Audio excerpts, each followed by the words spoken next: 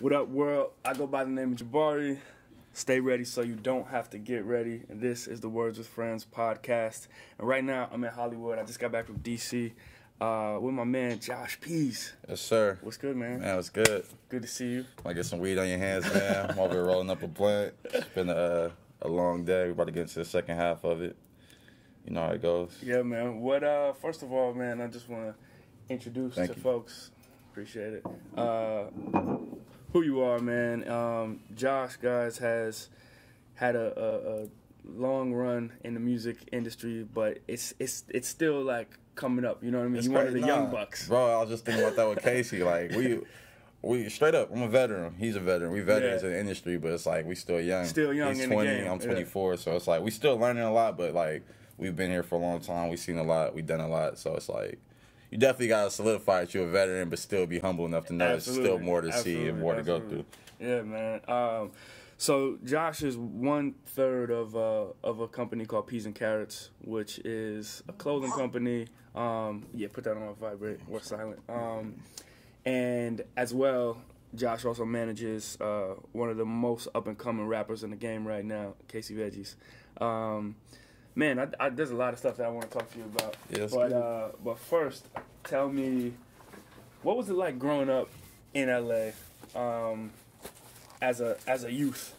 It was interesting. Like LA is definitely, it's not like any place else. So it's like it's different trials and tribulations that a lot of people won't relate to or even understand. Mm-hmm. I mean, one thing and the strong vocal point that a lot of people know of is like the gang culture and just how that is out here.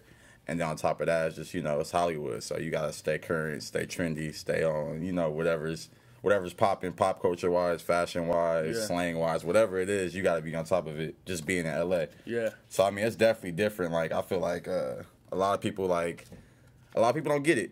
And you really won't get it unless you live it. So it's just like, it is what it is, but it's dope. Like, I love growing up in LA. Like, I loved it. When I first started coming out here, I didn't start coming out to LA, man, until I was like a grown man. Like until I was probably 21, 20.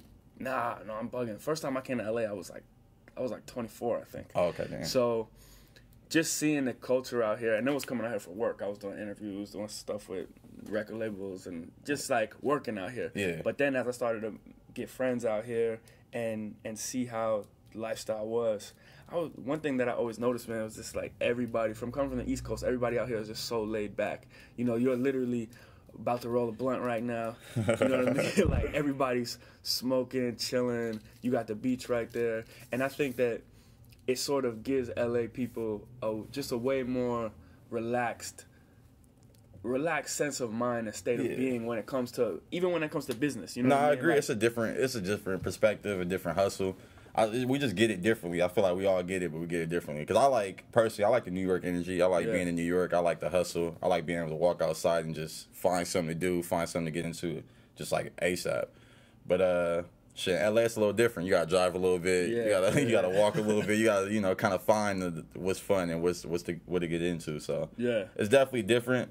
I mean, it definitely attributes to the whole lifestyle and just how everybody is. I think just growing up by the beach, it's just, you're just a lot calmer. It's just I feel like New York is a concrete jungle, everybody moving. Like, out here it's cool. It's the island, like, not the island, but it's like the paradise. It's tropical almost. So it's cool. I mean, it's January it's February right now. Yeah. Bugging. It's February, and it's literally like 80 degrees right now. Yeah, it's like 85, which is crazy. I'm just coming from being in D.C., man, being literally stuck in D.C. My plane couldn't get out for 4 days. Damn. Yeah, man. Nuts, man. Yeah, I was stuck like that in Chicago not too long ago. We was in the coldest weather ever in Chicago history. It was negative 55 with the wind chill. I ain't never even knew it could be negative 55. Yeah, man. That type of cold to me is like, it's so depressing. It's like there's no reason for it to ever be that cold. And when you are that cold, it's just... It's like you don't want to do anything. You don't want to go outside. I was just thinking about that too while I was out there. I was like, that's why like New York Twitter be so popping, because niggas be in the house all day. Like nigga, they ain't nothing to do. They don't nothing to do but talk shit. Exactly, which is dope, which is cool. I appreciate it. Oh man. So what are you working on right now? Like, what are you in the studio for? Casey's working on the debut, the major label debut. So we just we've been locked in the studio for like 4 or 5 months now, just, cranking out songs, just, getting that right sound, getting that right feel to it. Yeah. So now it's finally coming together. We finally got something we feel proud of, so it'll be coming soon. Nice, man. So how what's the difference, I guess, between him working on this major label project now? Because I feel like a lot of his stuff has been sort of album, sounding material. No, and it's really, see that. We close the door? Yeah, we close that. We are in the studio, ladies and gentlemen, so we're about to close the door and get everything right.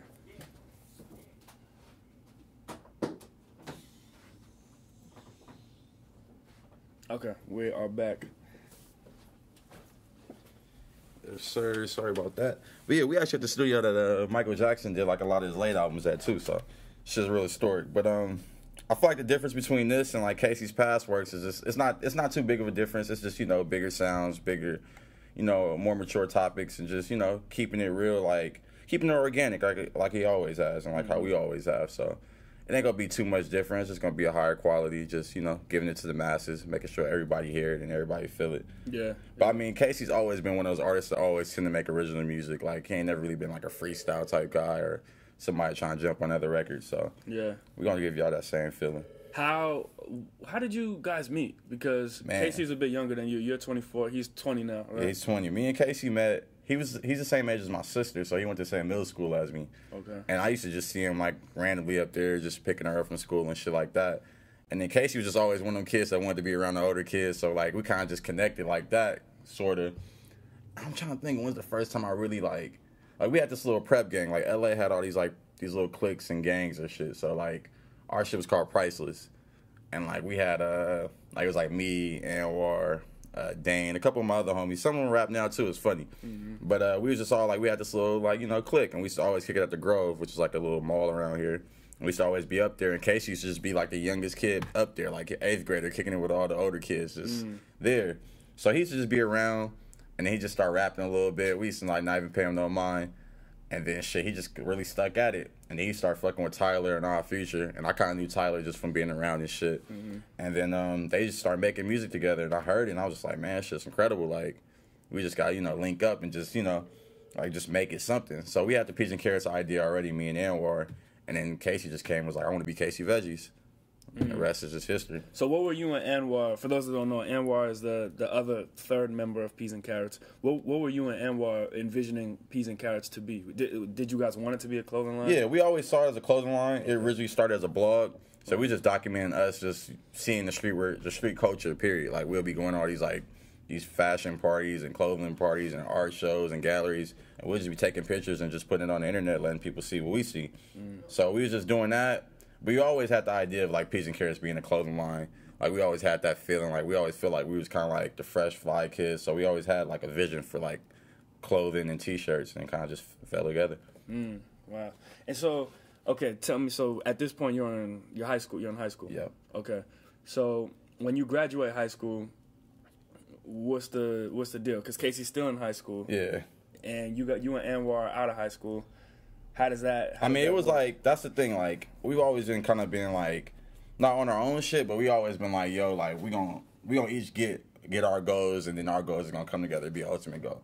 So like Casey, I graduated high school. Me and Anwar graduated at the same time. I was like, yo, I'm about to go to school. Like, I applied to college, got into Cal State Northridge, was doing that, but I was still like on the fashion music tip. Like, I was still working Casey's music. Around that time, I started interning with Sycamore. He had the famous firm.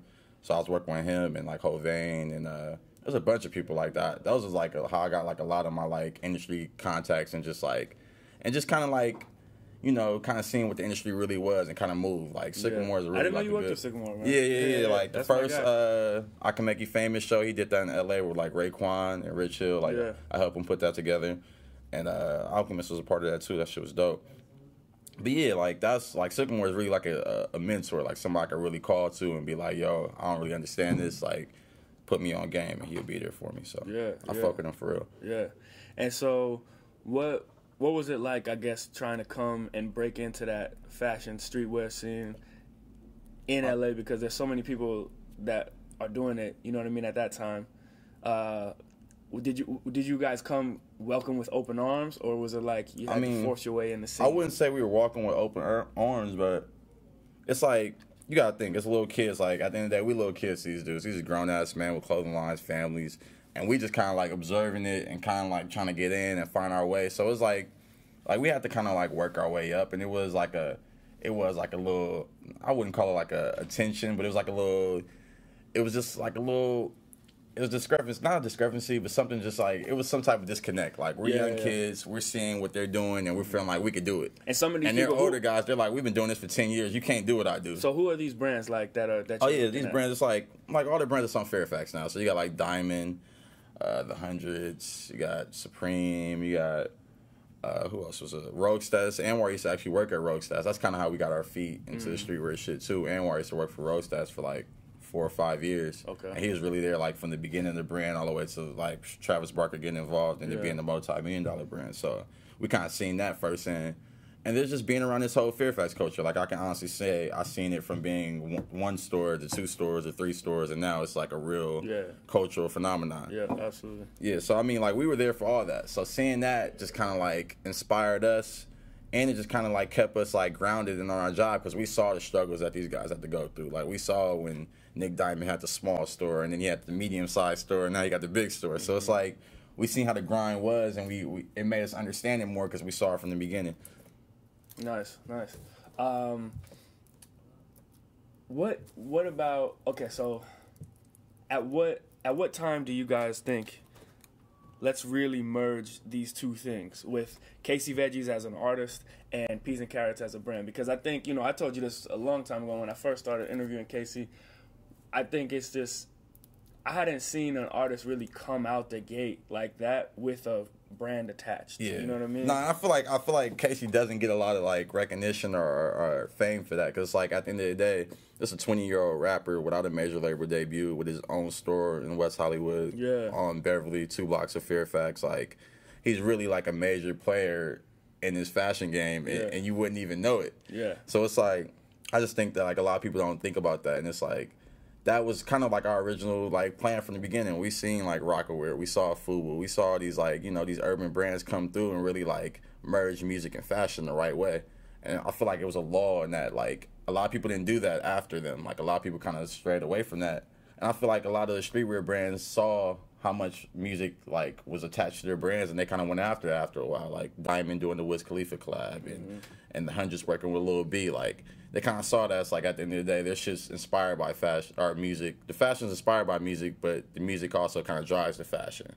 So I think we kind of always had the idea in our head early. So it's like, all right, we got this brand, we got this rapper. Like, we're gonna put this brand on this rapper's back and have him, just really push it and move it forward and make it what it is. How? I mean, was that a way for you guys to not only, build the company, but was that like a financially lucrative thing where you guys could also fund tours, fund other stuff? You know what I mean? I mean, it definitely like live. Yeah, nah, it definitely like it's a kind of they wash each other's back. It goes hand in hand. So it's like the music helped the fashion, and then the fashion helped the music. So it definitely they did play off each other financially and just culturally and just how it works. But yeah, like it definitely like when the music wasn't going as fast as it should have, the clothing definitely helped, push the brand and push, just what we're trying to do. Yeah. And vice versa. How did you guys get the store though? Like, I mean, because the store is recent. Yeah, the store is recent. We opened the store in May of last year. It was just kind of like, I don't know. Everything we do is so organic. Like, it's not like a 5-year plan. Like, it's not a 5-year plan for Peas and Carrots right now. It's really like just going. Yeah, we're just going. It's like, it's not to say we just going with our like a chicken with his head cut off, but we kind of have a vision for what we want, so we just working towards a vision. So we stand within that vision at all times. But the story was just like, it was just really like, I don't know. Me and Aaron were walking down this block one day. We was walking from Fairfax. We was going to get something to eat, and then we just saw this open space right there at Seth Felice, and we was like, damn, like that'd be a dope ass store. Like, we just really was just walking and saw this shit. So we kind of had the idea in our head. We went back and talked to a couple of our partners, or one of our partners in the Casey, and then we was just like, all right, we think we want to do this. So we saw that spot, and then we was looking at another spot, kind of like in the mid-city area, and that spot just really stuck with us. So we just, went forward with it and did it. Nice, man. And what is the vision, I guess, of Peas and Carrots? I mean, the vision is really like Martha Stewart meets Nego. It's like, we could give you the cool swag shit, the clothes, the hoodies, the sweats, the shit that people love, the camo.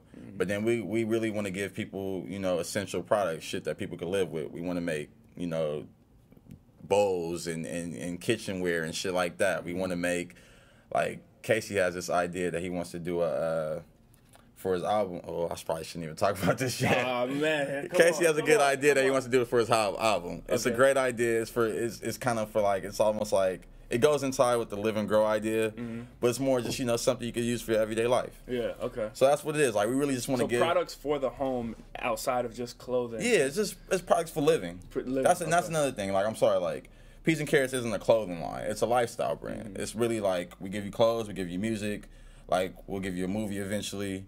We're going to give you whatever you need. So it's like, we never want to be put in that box where it's like, oh, that's just a clothing line, because it's not just a clothing line. It's so much more. Yeah. So I mean, that's the vision right there. Just being more than music, being more than clothing, being more than those two industries, and just, you know, giving people life products. Yeah, nice. That's why I guess the tagline is "Live and Grow." Exactly, live and grow. That's really what we like believe in so much. Like, that's really a motto that we came with early, like when we first started the brand. It's something that just stuck with us throughout. And it's like, as humans, as people, we all gotta live and grow. So it's just like, that's something everyone should believe in. Nice. Yeah. What tell me some of the challenges, man, because I know, you know, when you look back at things and you look at the past 4 or 5 years, you can look at the milestones and the things like, okay, we got a store now. Casey has an album coming out now. Yeah. You know, you've got your Ain't Shit Funny line now. Yeah. It's like, but what you'll talk about a little later, but what are the problems that happen? That's what I want to know. No, the problems are, it's natural problems that arise in any young teen's life. Like, at the end of the day, Casey's 20 now.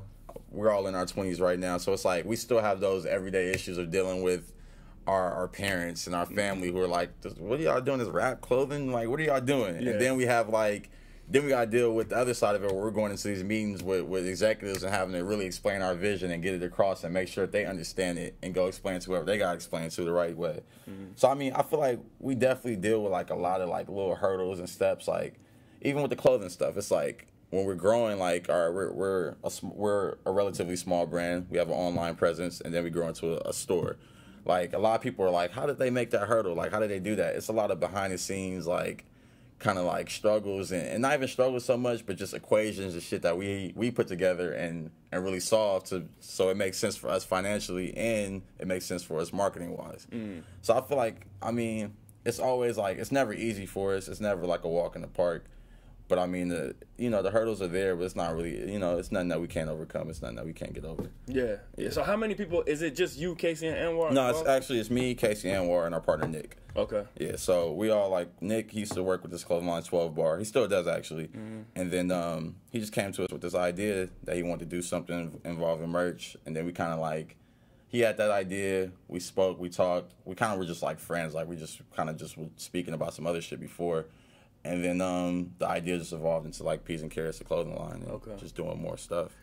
I want to talk about, like, when you're trying to get somebody your vision, you know what I mean? Like that's, because obviously I'm sure you guys have done it with record labels and things like that. With me, it's been more on the film tip, right? Like, it's a challenge when you're trying to get somebody to believe in what you're trying to do and they don't see it the right way. Nah, you know what I mean? And I think that's why I just like to do shit on my own sometimes. I'm just like, you know what, these people don't get it, fuck it. I'm gonna do it on my own, build a little buzz, build this following, and then they'll get it and understand. And I kind of think that's the similar for how you guys have moved. Nah, definitely. It's very much the same. But I feel like the difference with us, I think, is just like, or not even the difference. I feel like the way we get our vision across to a lot of these, like, corporations, like, we're working with Puma right now. Yeah. Like, that's a very, like, it's a great relationship right now. It's working really, really good for both parties. But I feel like the way we get our ideas across is really just being ourselves. Like, we don't go in trying to be like, all right, we're about to come in with this PDF, and we're about to come in with our suit and our tie, and we're about to talk to them this way. Like, nah, they really want to know who we are and how we see things and how we put together things as a company, as an individual. So we come in and we do it our way. It might not be how they do it internally or how other people present ideas, but it's just like giving them the real lifestyle, like giving them the real, what we really are. And it's like, we do that through, you know, the music. We do that through the videos. Like, we got the wave-episodes. We're actually about to do like a larger form of wave-episode, like a movie coming soon. So look out for that. And then we just, you know, like, we kind of just sell them on who we are by being ourselves. Like, I feel like a lot of people try to sell themselves and just, like, switch it up. So it's like almost like a outsider selling their brand instead of themselves selling themselves. So how does something like that happen? Like the Puma situation. Like I know you guys, like Puma sponsored the tour, right? Yeah. With Rocky Fresh. Yep. You guys went on a tour with Casey and Rocky Fresh. Yeah. Then they also, I know their logo is on the Fresh Veggies mixtape. Yeah. So how does like a partnership with a brand like that come about? Is it you guys going to them or them coming to you? Initially, it was them coming to us, but then it was like, all right, they were like, we want to work with you guys, like. But we see what you guys are doing, so it's like, what kind of ideas do you guys have? And it was at first it was just like, you know, like what ideas do you have? Like we'll consider it. And then they had their kind of initiatives that they wanted to do, and then it became more of like, all right, like you guys could really have some great ideas. Like, you know, give us more ideas. Like we really think that your ideas are, not to say our ideas are better, but our ideas just translate more to who they're trying to get to, the youth and that youth culture. So after a while, I feel like it's just like we're coming with our ideas and what we want to do, and then they're coming in and they're reinforcing it, making it bigger, giving us more fleshed out, like, you know, things to do, and just the way to like pursue certain, like, you know, certain target markets and certain things to do. So I mean, I think it's a great relationship. I really like the people over at Puma. I think what they're doing is like is going to be big for the culture. Like people aren't seeing it right now, but I think like just from them having Meek Mill, them from like having Casey, Rocky Fresh, like. I think they might have picked up Vic Mensa. Okay. So it's like they're really tapping into people who are like, who are like not changing the culture per se, but like are pushing the culture. Like Meek, there's a lot of kids out there who just want to be like Meek Mill. There's a lot of kids. You know, I hear people say that term all the time, pushing the culture. What does that mean to you exactly? To me, that means just like, you know, setting trends. Like I feel like honestly, Casey Veggies and Peas and Carrots have set trends. Like I feel like artists have been more on top of their merch. Artists have pay more attention to just like the way they put out their clothing and how they want to market themselves, from small artists to bigger artists. Like you look at Drake with the whole OVO, and then you have like Drake merch. He kind of separated the October's very own stuff and made it what it is, like a kind of like a brand on its own. But then you still have shit that's just like strictly Drake. Yeah, that's a Casey Veggies, Peas and Carrots move, like straight up. Like that's just what we did. And I mean, not to say that they copied this, but it's just like, you know, we all think alike. We all got kind of, you know, similar ideas and similar upbringing, so it is what it is. But, you know, I definitely think that's pushing the culture when you do things and other people catch on and start to do it the same. Yeah. And I mean, on the smaller tip, that happens with clothing. Like, you know, someone might start wearing, like I feel like honestly in LA, people wearing Timberland boots. They got that from Anwar. Like Anwar was wearing Timberlands 4 or 5 summers ago, like on Fairfax and sweats and Timberland boots. So like, I feel like that trend, like he kind of pushed the culture with that trend, because then like after a while, it was just like the big thing out here, like Timberland boots. Everybody's wearing them. It got kind of big in pop culture as a whole, and now it's like, you know, it is what it is now. Yeah. But yeah, that's pushing the culture on the smaller tip. How do you guys remain creative? You know what I mean? Because I think like one thing that you said was with Peas and Carrots, it's like Martha Stewart meets Nigo, and a lot of Peas and Carrots, and I don't think you guys would be like even ashamed to say, it's kind of evident that Nigo and Bape has a big influence on you know, the style and the aesthetic of the brand. Yeah. But how do you guys then like use influence to say, okay, this is what you know, there's nothing new under the sun, right? So everything has an influence, you know, everything that anybody does. But how do you make it so it's creative in your own right and not like a bite, or you know what I mean? No, I feel you. I think it's just about having like a meaning. Like I feel like a lot of people kind of do things. Like a lot of people take inspiration for something just to do it, but they don't really think about it too much, the historical aspect of it. They'll just do it just to do it. Like me, when I did the Ain't Shit Funny hat, like with the Cleveland Indians logo with the stuff of it smiling, it was frowning. Like besides that just being a cool flip, it was just kind of like a historical meaning behind it. Like the Indians logo, like people were protesting against it. They really wanted to get it. They want to get it out of here. They don't want it to be around anymore. They actually might be phasing it out this next season. So I kind of just thought about that. And it's just like, and it's just different. Like I feel like even though it looks like the Cleveland Indians hat and it is definitely the mascot, it's just different because it's just like it matches with the ethos behind the brand. My brand's Ain't Shit Funny. So it just matches that. I feel like a lot of people do shit and it just doesn't match what they're doing. It's just something they do because they just see Bape. They just see what they see and they're like, oh, I could put my twist on that and put it out there, but it ain't really like no meaning behind it. Yeah. So, I mean, it's kind of like, the Cleveland Indians upside down frown. Ain't shit. I mean, that it's kind of like Ain't Shit Funny. Like, why is this here in the first place? Exactly. Yeah. Exactly. Yeah. So that's kind of like the meaning and the history behind that. And I feel like that's like where our like ideas and our like what we're trying to get across is different from other people, because I feel like some people just do shit just to do it, and we do it because there's really something behind it. Yeah. Nice. And I feel like that's a lot of, it's like a lot of that in rap. Like Casey's never been one of those rappers just to rap. Like he's not stunting in his raps.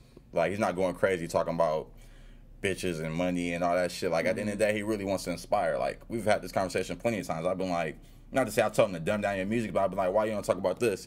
And he'd be like, I just don't want my fans to think that's just who I am, or I don't want them to walk away and be like, oh, all right, Casey's that type of rapper just because I heard that song. Like, yeah. You don't want to give people that. Yeah. And I respect that. Yeah. So now, when you're sort of looking at, well, no, let's continue this way. What? So in terms of, I mean, the thing is, what the industry that we're in, man, it's like, it is creative, and we all work in this creative realm, in this creative space. But one thing that it kind of gets me upset, and I look around and I hate to see like stuff that's not creative. You know what I mean? Yeah. Stuff that's just like that's why I don't go to trade shows. Yeah, like, you know what I mean? Agenda just passed, and I don't like. I've been going to trade shows like damn near all my life, and I feel like them shits are just all the same. Yeah, it's like some people just don't have no place there, and it's just like that shit depresses you seeing all that shit that's just like whack shit. Yeah, it's just the same, you know, over and over again, man. So how do you I don't know, like continue to be creative? You know, I think something that I do is like I like to let people who like all of my friends, before I put something out, I like to just get their idea on it. Even though I know this is what I believe in, this is what I want to do. Yeah. It's like their opinion kind of doesn't matter, but it's like I want to get people who are sort of like not even within this realm, you know, to see the work and see what their opinion is of it, because to me that like will then spark my creativity. If somebody who doesn't know anything about, you know, this entertainment, doesn't know anything about film, doesn't know anything about hip hop, anything like that, but if they're giving me their sort of take on it, it's like, it's just an outside perspective. Are there any things that you do to just sort of like stay creative, remain creative? I mean, I think smoking weed is a part of it. Yeah, that's a part of it, staying creative. I think more than anything it's about like doing research. Like I've always been one of those people who like always want to know about history and just like what came before me. So I'm always like studying my ancestors. Like, and I feel like my ancestors are people who work in the fashion and music industry. Like I look at people like Jonas from LRG. I look at people like Dame Dash from Rockefeller, and like even like a person like Shy Money XL, like the work he's done working with G Unit, and you know, like those are the type of people I kind of like study their moves and just see what they've done before, and it helps me like stay on top of what I'm doing currently and be like, all right, I saw how you do that, I could put my twist on that, like because I feel like at the end of the day, no idea is original. Like that's the saying that's been around forever, but it's really just about putting your twist on certain things and making it your own. Yeah. Like I feel like a lot of people don't, you know, they don't own a lot of the ideas they try to do. They just do it, and it's like, all right, like that's a cover, that's a remake.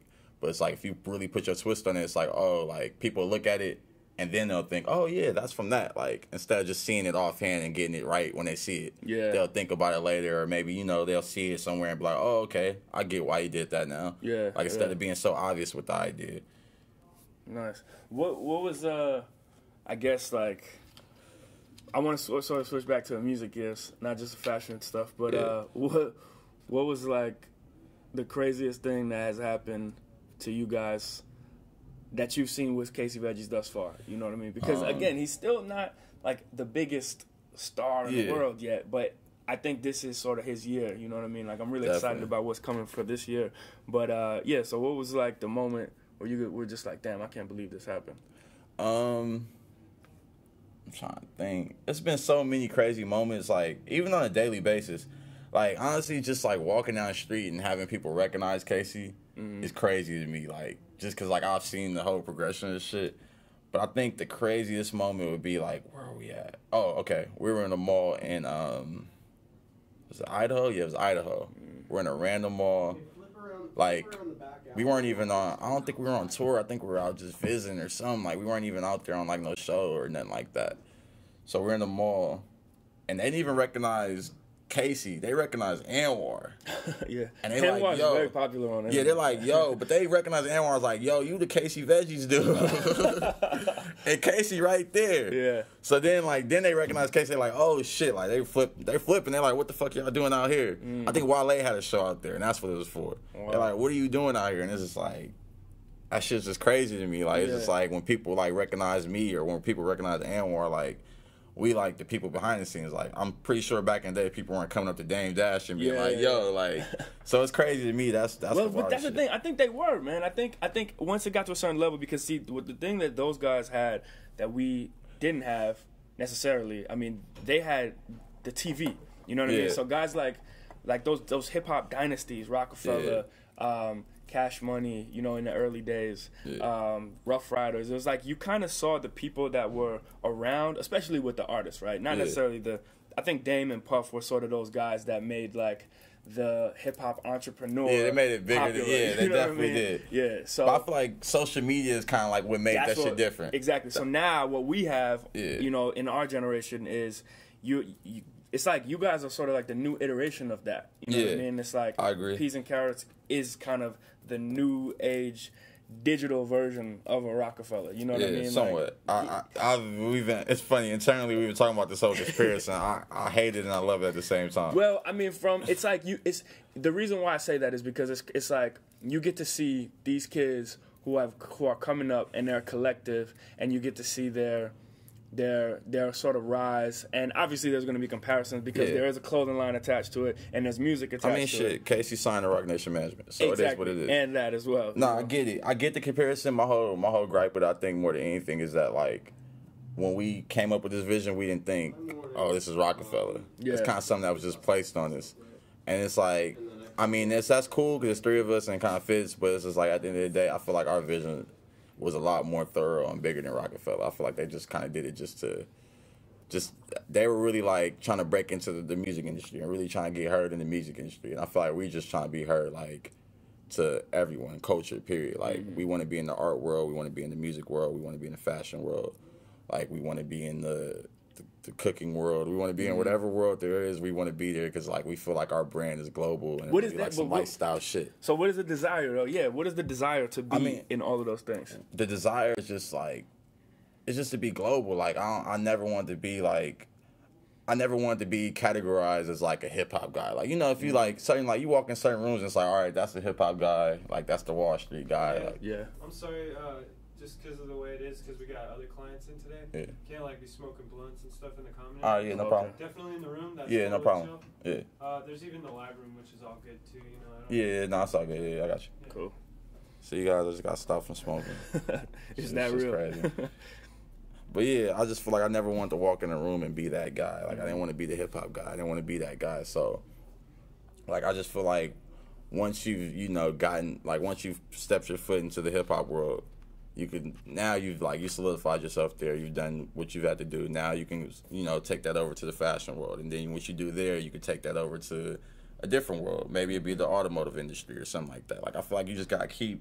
There's levels to everything. You just gotta keep jumping levels. And I feel like a lot of people are doing that. Like you look at like a guy like Swizz Beatz, he could kind of walk into a lot of rooms and be recognized as who he is. Yeah. And it's like he could probably be recognized more than a person like, even like Diddy, like in certain rooms, because he's done certain things that Diddy hasn't done. Like he's done a watch with AP. Like AP probably knows who Diddy is, but they probably see Swizz Beatz, they come in the room, they probably embrace him more. You feel me? Like it just is what it is. So I just feel like it's, like you want to always, use these opportunities to parlay them to different places and take them to different, steps. Oh, that's nice. All right, we have to do a little location change. It's a little quieter on here. Sorry for the epic bass. So yeah, what were we talking about right before this? I feel like we were talking about. Oh, we were just talking about like why you were doing it. Why we want to be. Yeah, so I mean, back to it, like. We just want to be in different like spaces and be recognized and be understood. Have our vision across wherever we're at. Because I feel like a lot of the hip hop guys it doesn't happen a lot. Yeah. They go into different spaces and people are like, "You're here to entertain." Yeah. Like what you talking about? Yeah. And I don't want to have that feeling ever. So. Yeah, I mean, there's sort of a level of. I was talking to Sean Chris about this one time. We were talking about like when you're in entertainment and when you're an entertainer, it's like he was describing it as being a court jester.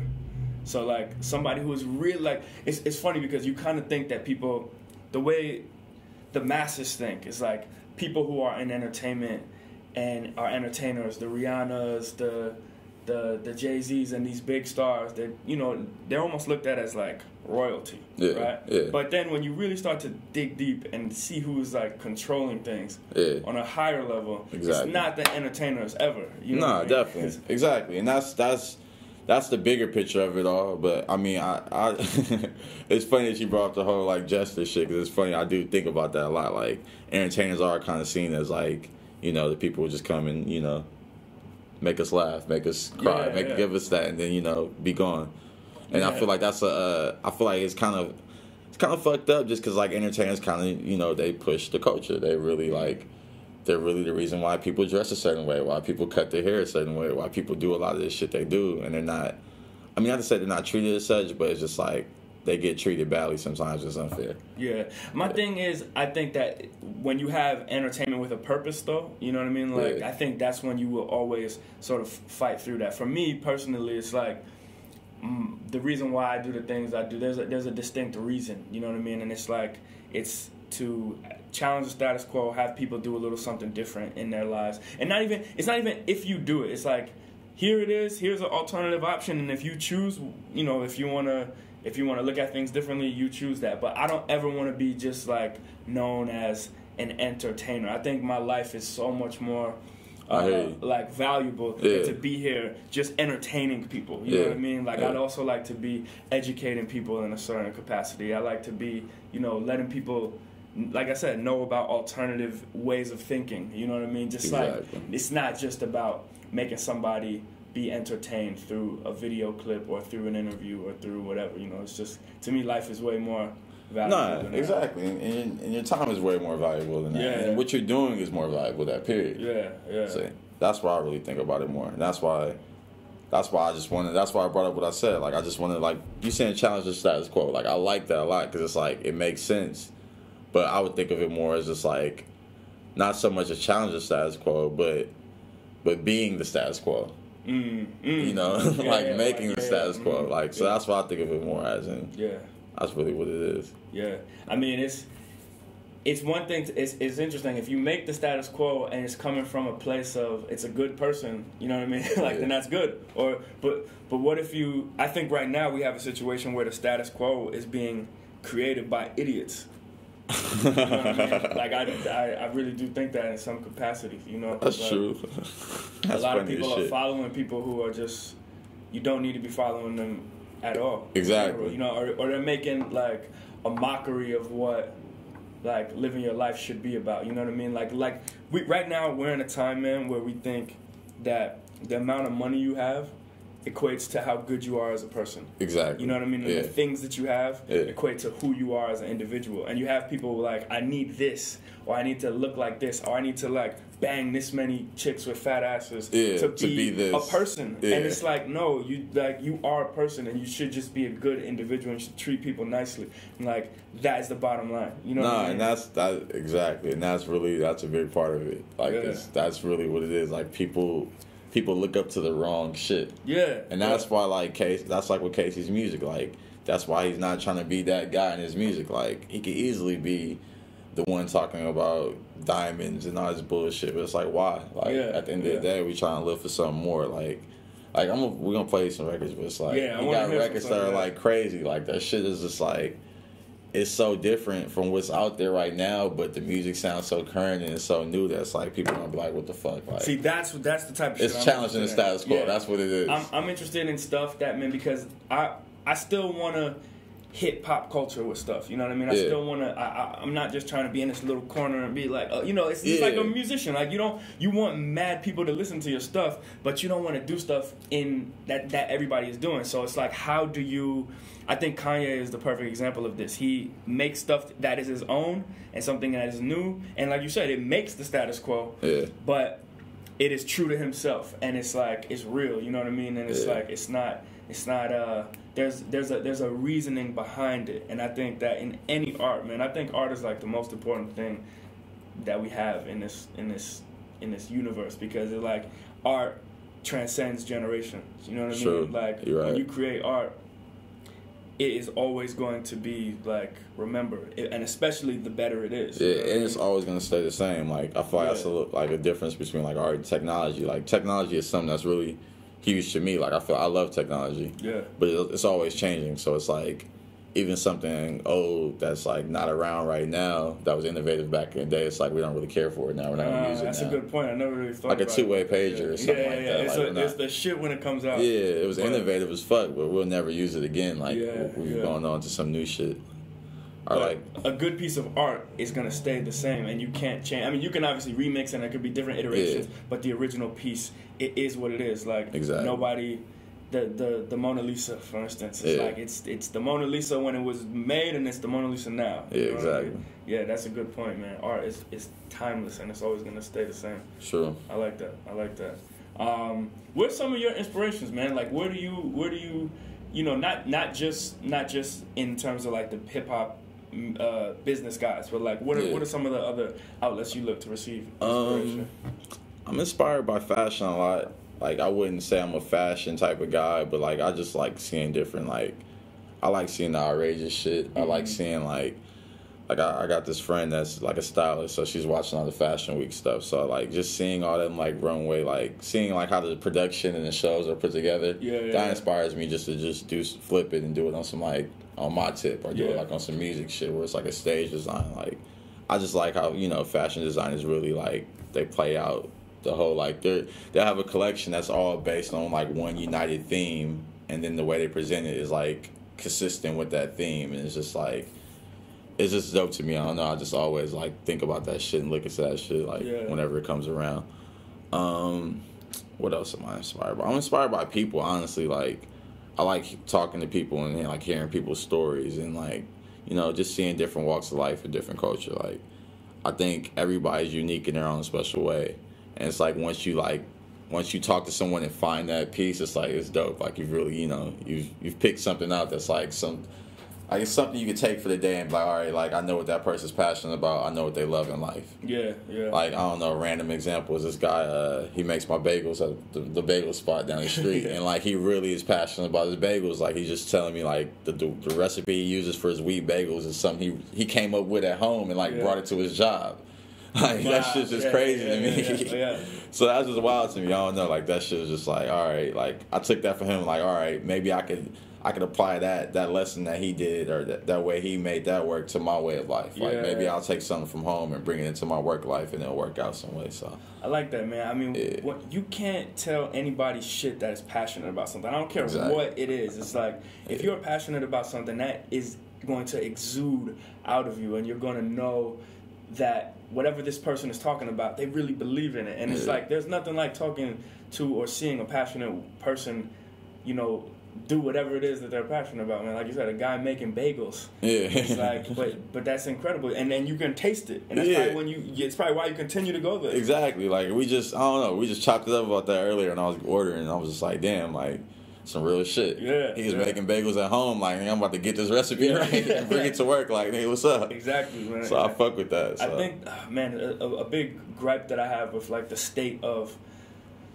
this country and, like, why things are the way they are, I think, is because people don't follow their passions, and people... And not even that people don't follow their passions, but like passion is not taught. It's not taught to go and like pursue your passion. That's real. You know what I mean? It's not. This is not something that we learn in school. It's like we learn to go, wake up, get a job, and hopefully it makes a lot of money and work. Yeah, you know what I mean. But at the end of the day, life is about being happy, and like how are you able to maintain happiness is by doing things that you're passionate about, doing things that you love to do. And one thing that I'm trying to do is, in whatever capacity, whether it's this show, whether it's teaching kids film, like whether it's whatever the actual art that I'm making, I'm trying to make sure that it is in your mind. It's reminded. You know what I mean? Just be reminded that you're supposed to be doing what you love. You're not supposed to be doing what you hate. No, that's real. No, it's funny you mentioned that, because I was just talking to my friend earlier. She like works at this job that she really loves. She loves her job, makes good money, loves it, but it's just not. It's not cool with her. Her family's not cool with that lifestyle, so they wanted to get a different job, which makes as much money. It's cool, but I mean, she was just like, she's really about to leave her other job to go to this other job. And I was just like, damn, like because our family. Yeah, like, I'm like, you're a better person than me, or I don't know what to call you because I wouldn't have made that decision. Nah, tell her as soon as this is done, call her. Nah, I'm gonna let her do her thing. She already know how I feel, so it is what it is. But yeah. That shit was just funny to me. I was just thinking about that. Yeah, it's crazy, man. It's crazy. Life is too short, man. You know what I mean? Yeah. You can get hit by a bus tomorrow. Yeah. And then what happens? You're gonna be like, are you really gonna be? If you're like on your deathbed, are you really gonna be worrying about like, oh man, the boss needed that. Exactly. That paper in. And that's what I'm always conscious of. Like, I never like, you never know when life is gonna be taken. I don't never want to be one of them people that die and it's been like, all right, like my life was numbers and crunching. Yeah. Was in the office like I don't know. I just never like that. Just never really appealed to me. It's never been like a life that I've ever even thought about living. Like I never even thought since I was younger. Like I pretty much feel like I was gonna work in music since I was about 10 years old, damn near. So like since I was younger, I never really thought about a desk job or like clocking in and working for somebody. Like it was always some type of music shit. Like maybe it was journalism at one point. It was really journalism for a lot, like till high school, really. Like, wow. Yeah, it's funny as shit. Yeah. But it's like you and Q. You know Q? Yeah, Q. Yeah. That's why we probably connect so much. Yeah. That's another thing I'm a fan of. I'm a fan of like just like good journalism. Like I like to read good articles about like shit. I don't know, FBI, NSA. Like yeah. I just like good, good journalism. Like if you really, are really, it's like it shows. It's another that goes back to passion because that's someone who's being like really passionate about a certain topic and really investigating it and really researching it. And then giving it to the world, like they're definitely putting their spin on it when they give it to the world. Yeah. But they're really trying to inform people. Like it's selfless. It's a selfless act. It's not like they're gonna make more money because they're investigating this shit. It's pretty much the same pay all around. But it's like you really are risking your life sometimes, or even risking your time and effort. Yeah. So speaking of the NSA, man, I try to like keep my ear to the interwebs about what's going on with all the surveillance and stuff. What do you think about that stuff? That's just crazy to me, man. It's wild just because of this. Like, I've always been into conspiracy theories and shit like that, whatever. Like, I'll watch a movie here and there and see some shit on the internet. But it's just, it was this journalist, Michael Hastings, and he was, like, investigating, like, the NSA and all this shit, and he came into the shop 2 days before he passed. Oh, and the way he passed, his car was driving down Highland. Yeah, that's the crazy story. Yeah. Go ahead, continue the story though. He's driving down Highland, and his car, brand new Lexus, he drove to the shop in 2 days before with his brother. His brand new Lexus, the brakes go out or some shit. He jumps a curve, car bursts in flames, like flies over, hits like a tree. Dies on the spot. And he came to the store 2 days before. Him and his brother, they had bought a shirt for their other brother who was like coming back from the army. Wow. Yeah, they're all meeting up in LA. And it's crazy because like I tweeted him right after, and then like the 2 days after when he had passed, like his boss from BuzzFeed had like called the shop like looking for me. I'm like, what the hell? Like, what is this about? Yeah, it was really weird. It was a weird couple days. Wow. But yeah, like that shit was just crazy to me. Like I don't know. Like, and I actually, it's funny that I even recognized him because like he came in. I'm like, dude, this dude looks like familiar. I'm like, where do I know him from? So I figured it's from a movie or some shit. We're right in West Hollywood. Yeah. So then, like, he leaves and then comes back in the shop and is like, yo, my name's Mike Hastings. I'm like, all right, Josh. And then he just leaves. I'm like, all right. And then I Googled him after. I'm like, oh, shit. I've read his article before. I randomly read his article, the one about General Christie. They got General Christie fired. Yeah. He was talking about Obama or some shit like that. I randomly read that in the doctor's office, like, when it came out. Oh. Randomly, like, just picked up a Rolling Stone and just read this article. I don't read Rolling Stone magazine. I randomly read that article when it came out. And I'm like, oh, shit. So this is the guy. I've seen him on TV before. He's like on CNN or some shit. So then, 2 days later, he passes away. That shit was crazy to me, man. Like, wow. That's crazy. I was like, wow. Yeah, man. It's nuts what's going on, man. I mean, people are saying that, and I'm not the most educated on all of this, but, I mean, from some of the things that I listen to and I've said, people are saying that we are in, like, the last age of privacy. You know what I mean? Like because everything is... Anything that you say or are texting and you think is private, it's like people. It's not. Yeah, it's not. People can go into your email. Yeah, I mean, me personally, I'm one of them guys. Like, all right, I'm not doing shit wrong.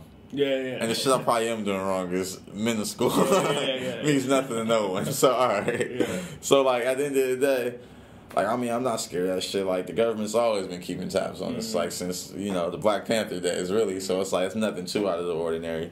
I mean, you just gotta, you know, keep it clean and just, you know. I mean, that should teach people to communicate now. Talk to people in person. Like, really, you know, make connections with people instead of relying on the internet and relying on emails and all that shit. Like, there's nothing more powerful than a face-to-face conversation. Yeah, absolutely. That's why I love doing this podcast so much, man. Yeah, it's real. Yeah, man. Yeah, I don't know, man. That's another crazy. Podcast right there. Yeah, that's just crazy though, man. I'll be paying attention to Snowden and shit. I'm like, man, this dude. Yeah, he's another one, man. He's still in Russia, right? Yeah, still in Moscow. Yeah, he's passionate. Because to just move, just change your whole lifestyle just because you really feel this strongly about this information and, like, you want to get it out. It's like, he's a hero to me, man. Yeah, no, definitely. He's a hero for sure. Like, he definitely should be honored in some way.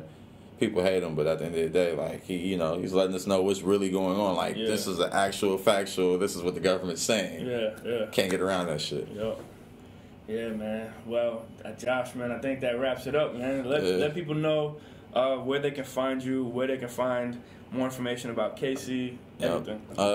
Man, peasandcarrotsinternational.com, CaseyVeggies.com, Twitter's the same, PNC Intl on Twitter and Instagram. Josh and Peas on Twitter. Just Google Josh and Peas or Google Peas and Carrots. It comes up. You'll see everything. It's all out there, man. Google, NSA, they all got it, man. It's all out there in the interwebs. But yeah, man, stay tuned. Like, this, like you said before, it's about to be a big year for Casey. Like, about to heat the summer up. That's all I'm gonna say. Man. So it's gonna be a good one. So. Nice, man. I can't wait. I'm gonna be right there along for the ride, watching everything. Definitely. Man. So. Stay ready so you don't have to get ready. You guys know the motto. And yeah, man, check out Peas and Carrots, and I'll be back soon. This has been another installment of Words with Friends. Thank you guys for listening. Give us a good rating on iTunes, SoundCloud, all that jazz. All right? Peace.